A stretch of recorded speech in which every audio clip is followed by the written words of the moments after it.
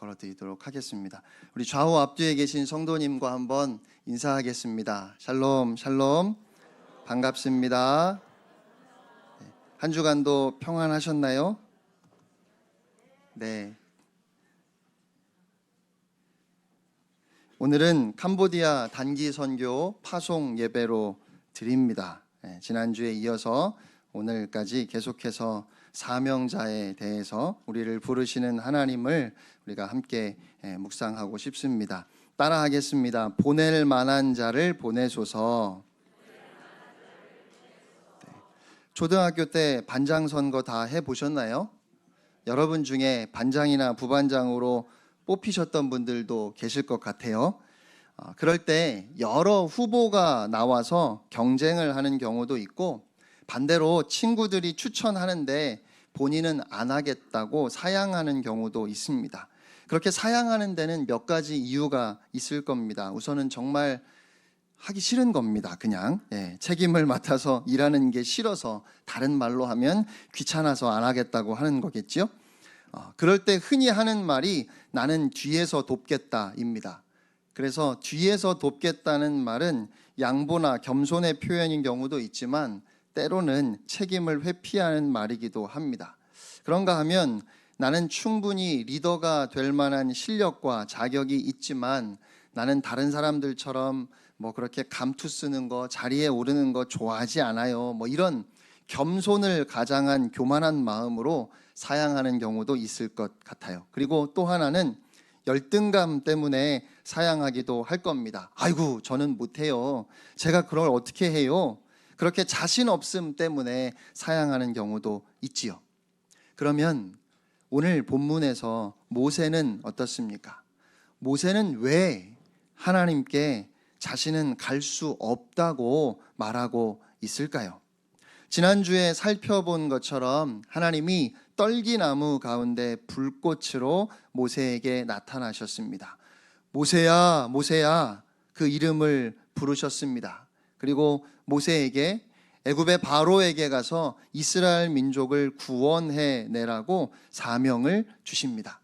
여러분 같으면 어떻게 하시겠습니까? 어느 날 하나님이 여러분을 부르셨습니다. 여러분의 이름을 꼭 집어서 부르시면서 사명을 주시는 거예요. 뭐라고요? 휴전선을 넘어 김정은에게 가서 네 민족을 해방시켜라. 그러면 머릿속이 굉장히 복잡하겠죠? 일단 확인해 봐야 합니다. 진짜 하나님의 음성을 제대로 들은 건지, 꿈을 꾼 건 아닌지, 허벅지를 꼬집어 보기도 하고 여러 방법으로 확인을 해 보는데 틀림없이 하나님이 말씀하시는 거예요. 북한의 김정은에게 가서 민족을 해방시켜라. 여러분 같으면 어떻게 하시겠습니까? 모세는 어떻게 했을까요? 모세가 하나님께 대답합니다. 출애굽기 3장 11절 말씀 우리 함께 읽겠습니다. 시작. 모세가 하나님께 아뢰되 내가 누구이기에 바로에게 가며 이스라엘 자손을 애굽에서 인도하여 내리이까. 아멘.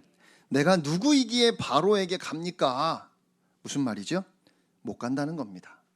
그래서 하나님은 계속 가라 하시고 모세는 이런저런 핑계를 대면서 아이고 하나님 저는 못 가요 라고 하는 것이 3장 전체와 오늘 본문 4장 17절까지 이어지는 내용이에요. 모세는 왜 못 간다고 했을까요? 귀찮아서?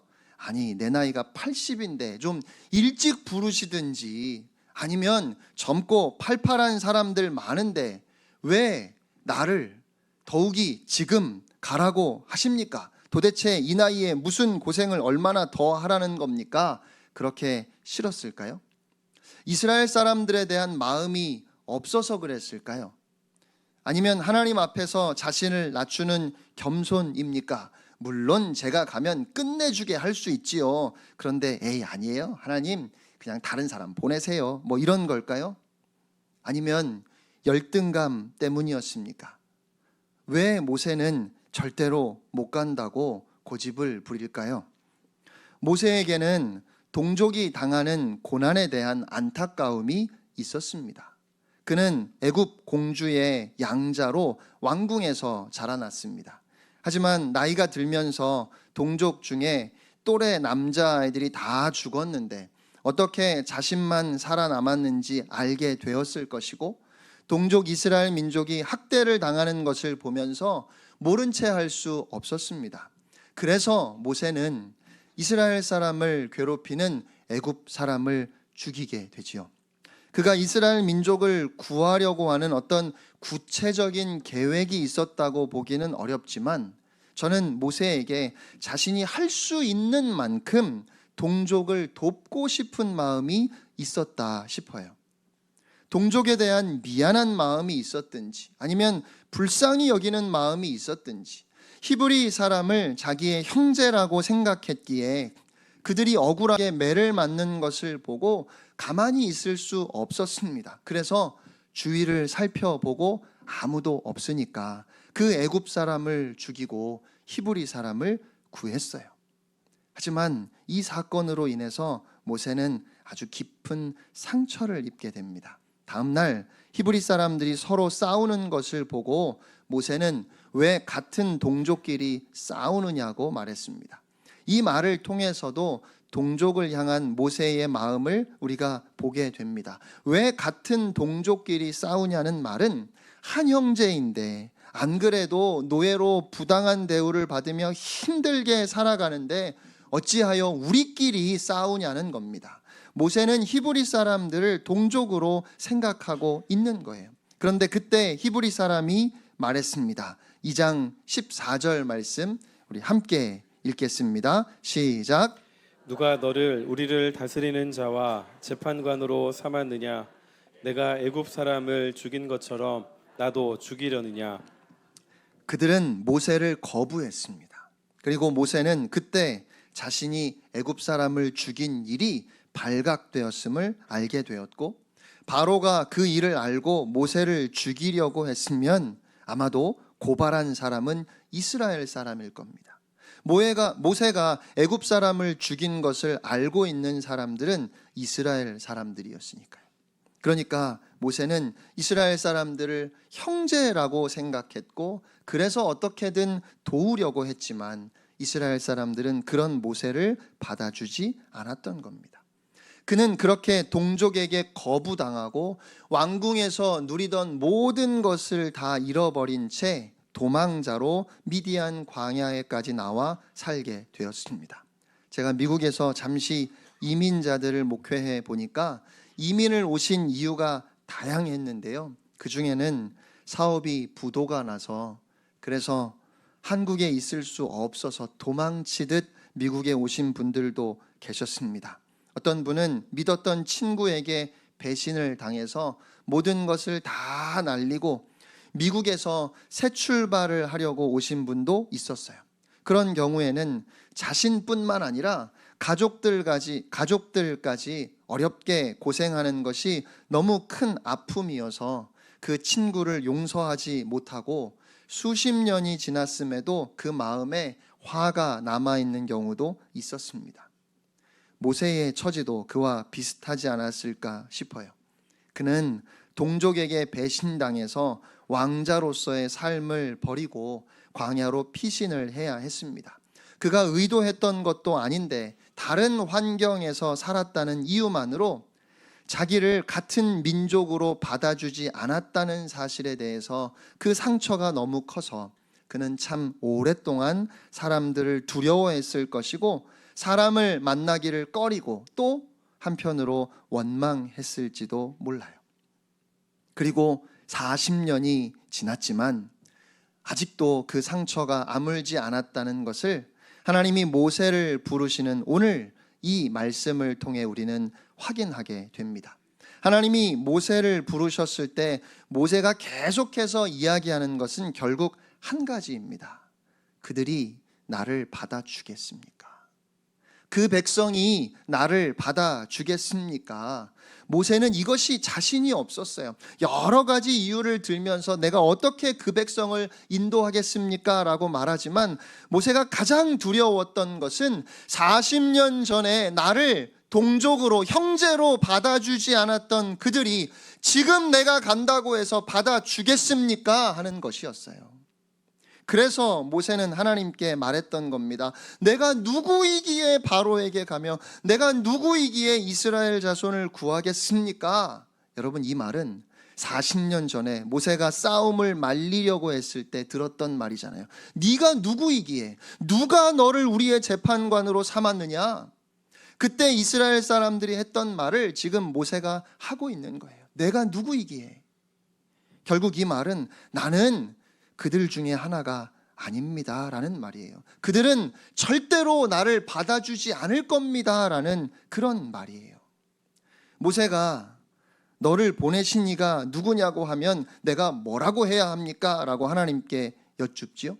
여러분, 모세가 정말 하나님을 몰라서 이런 질문을 했을까요? 하나님이 친히 나타나셔서 지금 그에게 말씀하시는데 모세가 몰라서 묻는 것 아니잖아요.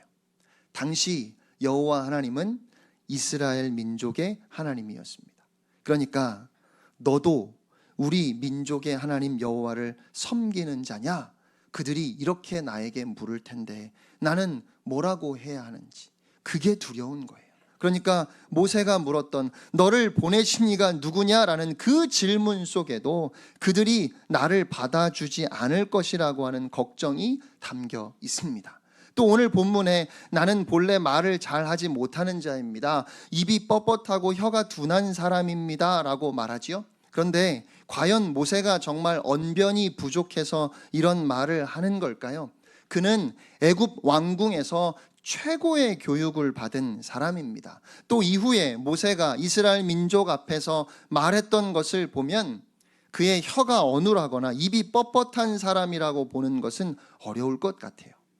입이 뻣뻣하고 말을 잘 하지 못한다는 건 언어에 문제가 있다는 의미라기보다는 이스라엘 백성들을 설득할 자신이 없다는 말입니다. 설득은 신뢰를 얻을 때 할 수 있는 거지요. 먼저 신뢰를 얻어야 그 사람을 설득할 수 있어요. 그런 의미에서 본다면 모세가 나는 입이 뻣뻣하고 혀가 둔합니다 라고 말하는 건 나는 그 백성들 앞에 설 자신이 없습니다. 나는 그들에게 말할 자신이 없습니다 라는 말이고, 그 말은 결국 그들이 나를 믿어줄 리가 없습니다 라고 그렇게 말하고 있는 거예요. 저는요, 하나님이 저를 친히 찾아오셔서 생생한 음성으로 민우야 가라 하시면 가겠다고 할 것 같아요. 다행입니다. 여러분이 비웃지 않으셔서. 물론 막상 그 상황이 되면 어떨지 모르겠지만 떨기나무가 타지 않는 불꽃으로 생생하게 임재하셔서 뿐만 아니라 지팡이가 뱀이 되는 표적도 보여주시고 손을 품에 넣었다 뺐더니 나병이 발해서 눈처럼 하얗게 되었다가 다시 넣었다 뺐더니 깨끗하게 치료되었어요.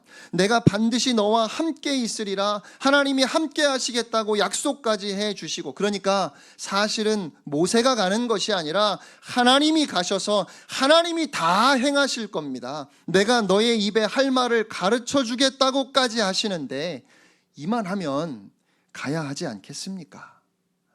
끝까지 이런저런 핑계를 대면서 못 간다고 하는 모세가 여러분 답답하지 않으십니까? 그런데 여러분, 본문 말씀을 가만히 보면 우리가 모세의 상처를 볼 수 있습니다. 지금 그의 나이가 80입니다. 모세는 정말 자신이 없었습니다.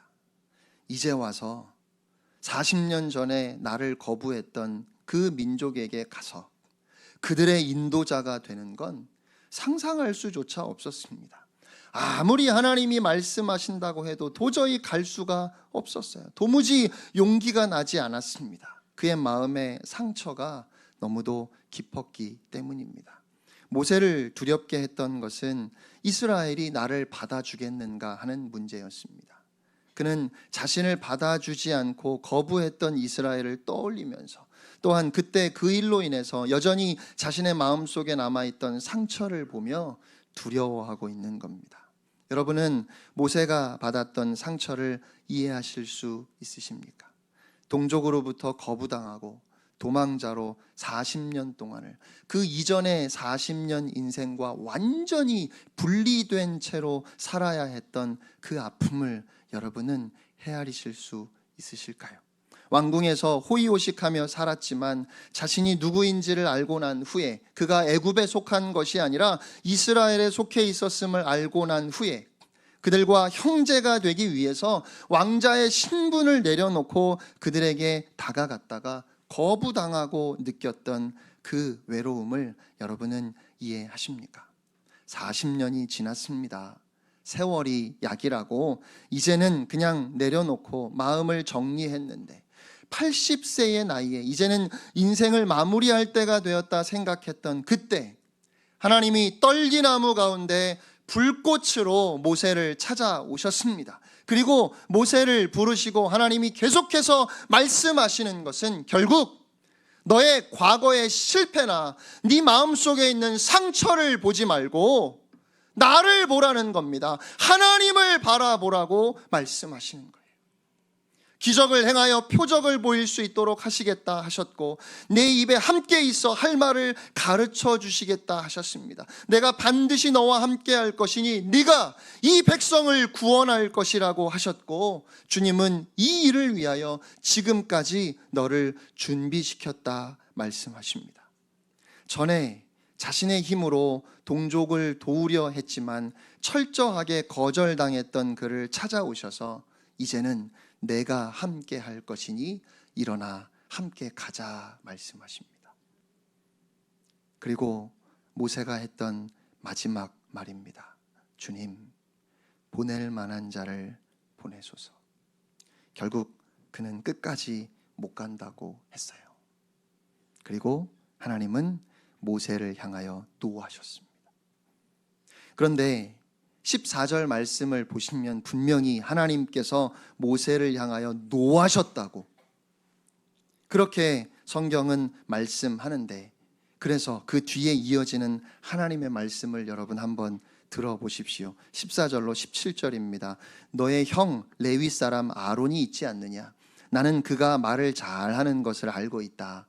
이제 그가 너를 만나러 오고 있다. 그가 너를 보면 기뻐할 거다. 너는 그에게 말해서 그의 입에 말을 넣어주어라. 내가 너의 입과 함께 할 것이고 그의 입에도 함께 해서 너희가 할 일을 가르쳐 줄 것이다. 그가 너를 위해 백성들에게 말할 것이며 너의 입이 돼줄 것이다. 그리고 너는 그에게 하나님과 같이 될 것이다. 이제 너는 이 지팡이를 내 손에 들고 그것으로 표적을 보이도록 하여라. 아멘. 하나님이 화내시는 겁니까? 물론 이 말씀을 화가 난 느낌으로 그런 말투로 읽을 수도 있겠지요. 하지만 내용을 보면 진짜 화나신 게 맞는지 잘 모르겠어요.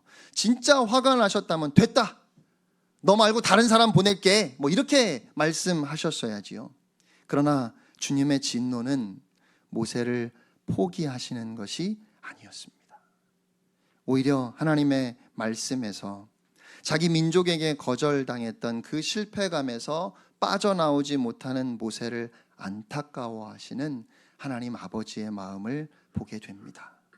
왜 그렇게 힘들어하고 왜 여전히 너의 상처만 보고 있니? 내가 너의 앞에 임재하여 너의 이름을 부르는데 너는 어찌하여 나를 바라보지 못하니? 그렇게 말씀하시는 것 같아요. 하나님 앞에서 모세가 왜 흔들리지 않았겠습니까? 불꽃으로 임하신 하나님의 임재만 해도 감당할 수 없는 사건인데 친히 모세야 모세야 그 이름을 부르셨어요. 또 모세가 계속해서 못 간다고 이런저런 핑계를 대고 이렇게 저렇게 하나님께 여쭙는데 그렇게 요구하는 모든 요구에 일일이 답을 주시고 기적을 통해서 모세에게 확신을 주시는데 모세의 마음이 왜 흔들리지 않았겠습니까? 저는 모세도 갈등했을 거라고 생각해요.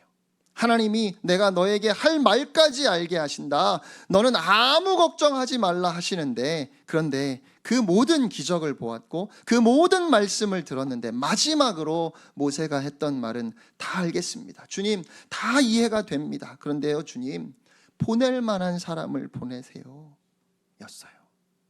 그 상처가 너무 깊었던 것 같아요. 그리고 그런 모세에게 하나님은 화를 내시는 겁니다. 왜 그렇게 힘들어하고 왜 여전히 너의 상처만 보고 있니? 제발 이제는 눈을 들어 나를 좀 볼 수 없겠니? 하나님의 진노 너머에 끝까지 모세를 포기하지 않으시는 하나님의 사랑이 있었습니다. 어렸을 때 잘못한 것에 대해서 부모님이 화를 내시면 그냥 무섭기만 해요. 그런데 조금 철이 들어서 우리도 부모가 되어서 자녀의 잘못에 화를 낼 때 그것이 절대로 자녀를 내치는 것이 아니라 자녀를 사랑하기 때문에, 그래서 화를 내는 것임을 겨우 깨닫게 됩니다.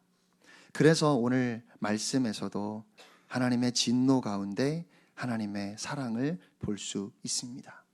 너의 형 아론이 너를 도울 것이라고, 그가 너를 받아줄 뿐만 아니라 네가 그에게 하나님같이 될 것이라고 주님은 말씀하십니다. 사람들은 세상을 살면서 알게 또 모르게 많은 상처를 받으며 살아갑니다. 때로는 그 상처가 너무 커서 괴로워하기도 하고, 때로는 새롭게 회복될 만한 가능성을 그 상처 때문에 아예 인정하지 않으려고도 합니다. 교회에 실망하고, 목사에게 실망하고, 친구들에게, 심지어 가족들에게까지 실망해서 그 마음을 닫고 살아가는 사람들이 참 많은 것 같습니다. 왜 안 그렇겠습니까? 어떻게 그 상처를 대수롭지 않다 말할 수 있겠습니까? 하지만 여러분, 그럼에도 불구하고 하나님을 바라보실 수 있기를 축원합니다. 우리는 하나님을 바라보아야 합니다. 우리가 우리의 문제를 보고 나 자신을 보기 시작하면 하나님이 두려워지고 섭섭함이 찾아와서 하나님을 피하게 됩니다. 우리가 영적으로 침체되었을 때 많은 분들이 영적인 침체를 경험하는데요, 그 영적 침체 가운데서 나를 보고 나의 환경과 나의 여건과 내 상처를 바라보면 다시 일어설 수가 없어요. 그래서 상처받은 것이 너무 안타깝고, 특별히 혹시 여러분이 교회에서 목회자에게 상처를 받아서 이제 더 이상 신앙생활 제대로 하고 싶은 마음도 없고 어떤 기대를 가지고 신앙생활을 해보면 나만 아프고 나만 힘들다고, 그래서 그렇게 하고 싶지 않다 말하는 여러분들을 보면서 정말 죄송하고 저도 어찌해야 좋을지 몸둘 바를 모를 만큼 부끄럽습니다. 하지만 그럼에도 불구하고 그냥 주저앉아 있을 수는 없습니다. 여러분, 다시 일어서야 합니다. 하나님은 모세의 상처를 아셨습니다. 그래서 모세를 찾아오셔서 계속해서 설득하시고 기적도 보여주시고 그렇게 다 말씀하셨을 때, 그때 모세가 마지막으로 했던 말, 주여 보낼 만한 자를 보내소서. 그의 마음이 도무지 움직이지 않아서 용기 내지 못하고 했던 고백이었습니다. 그런데 그런 모세에게 주님이 됐다, 내가 너 아니면 이 일 못하는 것도 아니고 네가 하는 것이 아니라 내가 하는 것인데 내가 다른 사람을 보낼 테니까 됐다 하셨어도 될 텐데, 그런 모세에게 하나님이 노하셨다는 것은 한 번 더 생각해 보면 그 진노 뒤에 끝까지 우리를 포기하지 아니하시는 하나님의 사랑이 보인다는 겁니다. 그러므로 사랑하는 성도 여러분, 다시 희망과 기대를 가지고 일어서실 수 있기를 축복합니다. 다시 섬겨야 합니다. 다시 대화를 시작하세요. 삶을 나누고 여러분의 마음을 다시 열어야 합니다. 그리고 하나님의 은혜를 기대하세요. 그냥 이렇게 내 상처가 너무 크다고 포기하거나 주저앉을 수 없습니다. 보낼 만한 자를 보내소서, 모세의 깊은 상처의 고백이었습니다. 그리고 그런 모세에게 우리 주님은 노하셨습니다.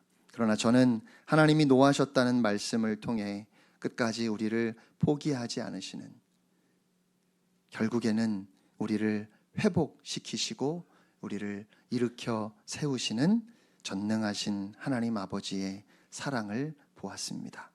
우리가 함께 오늘 이 시간에 믿음으로 하나님을 바라볼 수 있기를 원합니다.